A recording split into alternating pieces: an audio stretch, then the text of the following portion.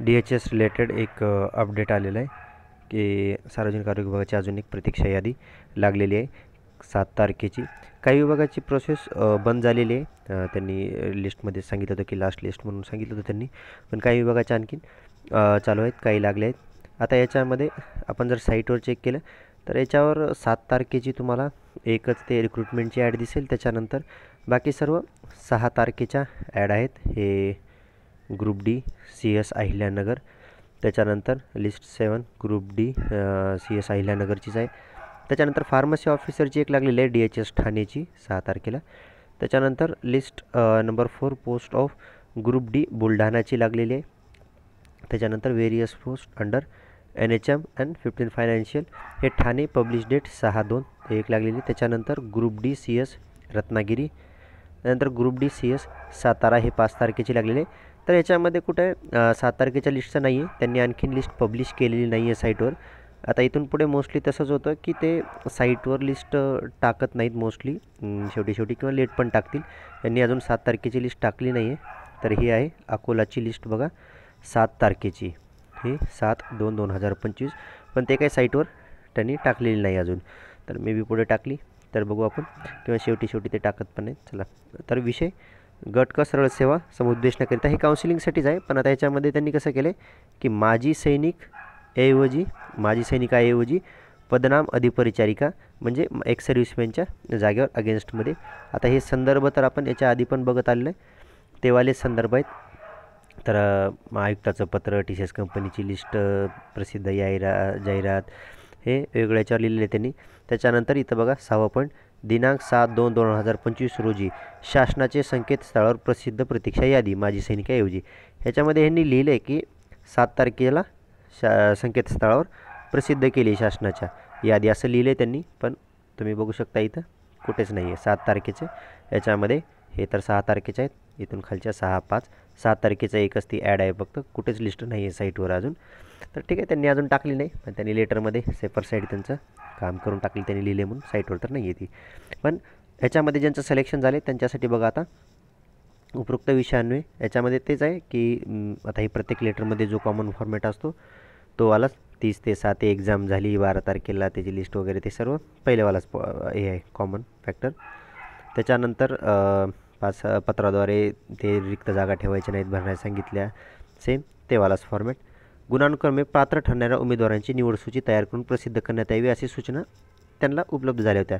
तर त्याच्याप्रमाणे 2 पदे उपलब्ध होत असल्याने खालील उमेदवाराची निवड यादी संकेतस्थळावर प्रसिद्ध करण्यात आलेली आहे. त्याच्यामध्ये सोबत जोडलेल्या परिशिष्ट ब प्रमाणे मूळ दस्तावेज व एक छायांकित अनुक्रमे 2 पासपोर्ट म्हणजे डॉक्युमेंट, ठीक आहे, सर्व डॉक्युमेंट वगैरे हॉल तिकीट घेऊन तुम्हाला तिथं समुपदेशनाकरिता उपस्थित राहायचं आहे. उमेदवाराने समुपदेशनावेळी सादर केलेली शैक्षणिक प्रमाणपत्रे, जातवडता किंवा अनुभव प्रमाणपत्र कोणत्याही स्तरावर खोटे किंवा बनावट आढळून आल्यास उमेदवारास शासन सेवेसाठी अपात्र ठरून फौजदारी गुन्हा दाखल करण्यात येईल अशी नोंद घ्यावी. म्हणजे खोटे डॉक्युमेंट सबमिट करायचे नाही, तेव्हालाच आहे. समुपदेशनाकरता कधी आहे त्यांचं 10 तारखेला, ठीक आहे, 10 फेब्रुवारीला सकाळी 10 वाजता काउन्सिलिंग होणार आहे. पत्ता आहे कार्यालय उपसंचालक आरोग्यसेवा अकोला मंडळ, अकोला प्रादेशिक आरोग्य भवन, जिल्हा स्त्री रुग्णालय परिसर अकोला. तर इथे तुमचं काउन्सिलिंग होणार आहे. त्याच्यानंतर समुपदेशनाबाबतचे पत्र हे ईमेलद्वारे प्राप्त झाल्यास पोचवत आहे. रिसिव्ड ईमेल हे ईमेलला आलेले आहेत कॅन्डिडेटला, ठीक आहे. आता हे काही साईटवर नाही आहे, पण हे पर्सनली कॅन्डिडेटला ईमेलवर आलेलं आहे. तर त्यांच्यासाठी आहे की त्यांनी त्याला रिप्लाय द्यायचा. सोबत त्यांनी यादी पण दिलेली आहे, शासकीय महाविद्यालय उत्तीर्ण 50% महिला व पुरुष निवड यादी. आता बघा ही यादी आहे, याच्यामध्ये हे 6 कॅन्डिडेट आहेत. हे फिमेलच कॅन्डिडेट आहेत. मेल फिमेल म्हणलेलं आहे, पण फिमेलची ह्याच्यामध्ये काही वॅकन्सी नसेल मे बी, त्याच्यामुळे मेल कॅन्डिडेट कोणीच नाही, सर्व फिमेलच आहेत. तर याच्यामध्ये बघा यांचं कट ऑफ गेलेलं आहे 108पर्यंत गेलेलं आहे गव्हर्नमेंटचं, 108पर्यंत. त्याच्यामध्ये सुरुवातीचे जे 2 आहेत ओपन एक सर्व्हिसमॅन अगेन्स्टमध्ये गेलेले आहेत, आणि वरील उमेदवार प्रतीक्षा क्रमांक 1 वरील उमेदवार, प्रतीक्षा क्रमांक 2 वरील उमेदवार. हे ह्याच्यामध्ये यांनी काय केलं की हे 2 ह्याच्यासाठी सिलेक्शन 2 कॅन्डिडेटचं झालेलं आहे, आणि हे बाकी खालचे जे आहेत ते वेटिंगसाठी आहेत कॅन्डिडेट. तर सर्वांना बोलवले कशामुळं, हे DMRमध्ये जे चालू आहे की कॅन्डिडेट येतच नाहीत, इतक्या लिस्ट त्याच्यामुळे तर लागत आहे. DMRला सिलेक्टेड आहेत कॅन्डिडेट, लिस्ट लागत आहे आणि कॅन्डिडेटच येत नाही आहेत. मग हे असं करत इतक्या लिस्ट लागल्या, त्याच्यामुळे आता ह्यावेळेस त्यांनी काय केलं बघा की टोटल 6 कॅन्डिडेटला बोलवलेलं आहे. सिलेक्शन तर ह्या दोघांचंच आहे, पण हे खालचे 4 कॅन्डिडेट त्याच्यामुळे बोलले की आणखीन लिस्ट लागण्याची वेळ येऊ नये त्यांना परत. त्याच्यामुळे त्यांनी 2 जागा आहेत तर 4 एक्स्ट्रा कॅन्डिडेट आणखीन DVसाठी बोलवलेले आहेत. त्याच्यामध्ये बघा त्यांनी इथं दिलं होतं की त्यानुसार 2 पदे उपलब्ध होत असल्याने 2च पदे आहेत, पण त्यांनी बोलवले किती कॅन्डिडेट, 6 कॅन्डिडेट बोलवले आहेत. इथं 2 हे सिलेक्टेड कॅन्डिडेट आहेत, ह्या 2च कॅन्डिडेटचं सिलेक्शन आहे. बाकी खालचे जे 4 कॅन्डिडेट आहेत ते वेटिंगसाठी बोलवले आहेत त्यांना, की हे जर आले नाहीत ऑन द स्पॉट ते परत इतका जो वेळ चालला आहे तर आता तो वेळ जाऊ नये म्हणून त्यांनी एक्स्ट्रा 4 कॅन्डिडेटला पण एक्स्ट्रा आधीच बोलवलं. ते एक चांगलं काम केलं त्यांनी यावेळेस लिस्टमध्ये.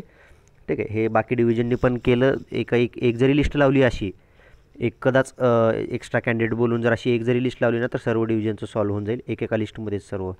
ठीक आहे, चला पुढे. मान्य सहसंचालक आरोग्य सेवा पुणे यांचे पत्र 6/2 नुसार मान्य आयुक्तांची आरोग्य सेवा दिनांक 6/2 रोजी VC ठीक आहे, हे VC झालेले आहे. त्याप्रमाणे 2 रिक्त पदाकरिता एकास 3 म्हणजे टोटल 4 असे प्रमाणे प्रतीक्षा प्रसिद्ध करण्यात येत आहे. तर त्यांनी सांगितलं आहे, आता सहसंचालक वगैरे ह्यांनी पण मीटिंग झाली असेल त्यांची, VC झालेली आहे. त्याच्यामध्ये त्यांनी सांगितलं की असं होत आहे म्हणून त्यांनी तो डिसिजन घेतला आहे की एक्स्ट्रा कॅन्डिडेट बोलवायचा नसता. DHS असं कधी करत नाही. तर आता DHSनं काय केलं बघा, काय 2 सिलेक्टेड आणि 4 वेटिंग असे बोलवले. चांगले केले त्यांनी, त्याच्यामध्ये टाईम वाचेल. अनुक्रमांक 1 व 2 येथील निवड झालेले उमेदवार गैरहजर अथवा अपात्र ठरल्यास प्रतीक्षा यादीतील उमेदवारांचे कागदपत्र पडताळणी करण्यात येईल. निवड झालेले उमेदवार पात्र ठरल्यास प्रतीक्षा यादीतील उमेदवारांचा विचार करण्यात येणार नाही किंवा त्यांना सदर पदाचा दावा करता येणार नाही याची नोंद घ्यावी. त्यांनी आधी सांगितले की जर हे 2 कॅन्डिडेट सुरुवातीचे 2 कॅन्डिडेट जर यांचं सिलेक्शन झालं, हे म्हणजे सिलेक्शन तर झालेलंच आहे ऑलरेडी, पण यांचं जर काही डॉक्युमेंटमध्ये प्रॉब्लेम आला नाही किंवा ते जर आले DVला, ठीक आहे, तर खालच्या कॅन्डिडेटचा विचार केला जाणार नाही. पण जर ते गैरहजर राहिले किंवा अपात्र ठरले, ठीक आहे, बघा गैरहजर किंवा अपात्र ठरले तरच तिथून पुढल्या कॅन्डिडेटचा विचार केला जाईल.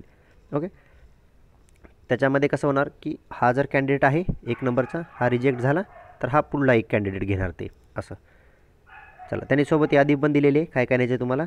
हॉल तिकीट, त्याच्यामध्ये तुमचं हॉल तिकीट आणि फॉर्मची प्रिंट, त्याच्यानंतर जन्मतारखेचं प्रमाणपत्र, शाळा सोडल्याचा दाखला, जातवैधता प्रमाणपत्र, कास्ट व्हॅलिडिटी नसेल तरी चालेल, काही प्रॉब्लेम नाही.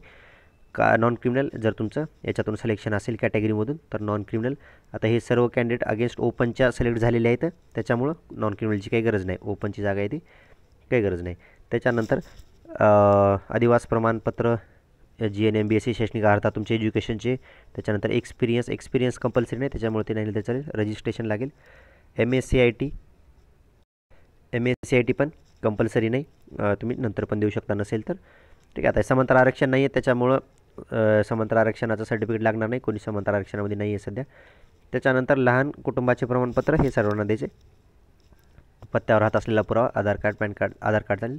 त्याच्यानंतर पॅन कार्ड किंवा ओळखपत्र कोणतंही, पासपोर्ट साईजचे फोटो, नाव बदल केला असेल तर गॅजेट, नसेल तर काही गरज नाही.